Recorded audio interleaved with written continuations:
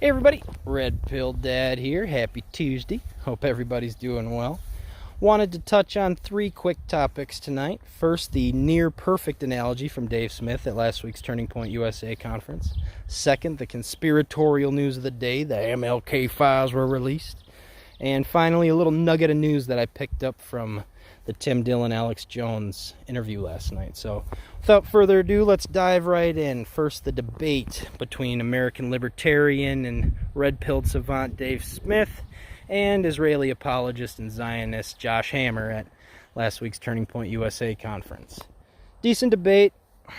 Dave debated the issues at hand. Josh debated whether or not Dave was qualified enough to have an opinion on the matter, as is customary since the Kenneth Murray interview. But throughout the course of it, both men were asked, do you believe that Israel is an ally to the United States? And of course, Josh said yes. And Dave said no and gave this analogy. He said, think of it this way. If you had a friend that you went out to the bar with every night, and every night that friend got drunk, started causing trouble, got into a fight, then got you into a fight, I mean, sure, you might win some fights, but you might end up in jail, and eventually you're going to have to quit hanging out with that friend.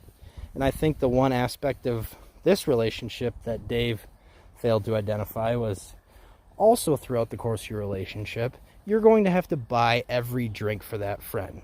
See, without your charity and goodwill, they don't have the ability to drink.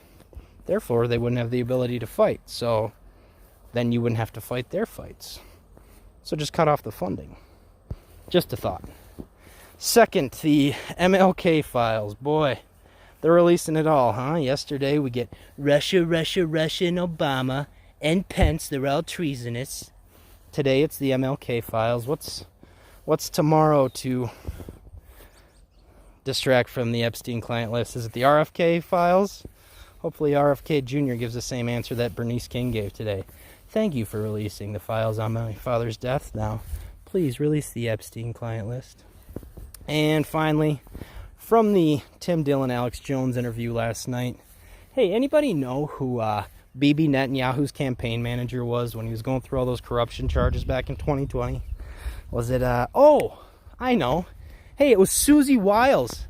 Yeah, you know, Trump's chief of staff, the White House chief of staff now, Susie Wiles. Yeah, she was Netanyahu's campaign manager. Sure, yeah, I'm sure there's no undue influence or corruption or no, none of that. It's an above board relationship, super kosher, just like her and Bondi's consulting firm. Everything is A-okay, no corruption here. So don't you worry your pretty little head, and you have a great Tuesday.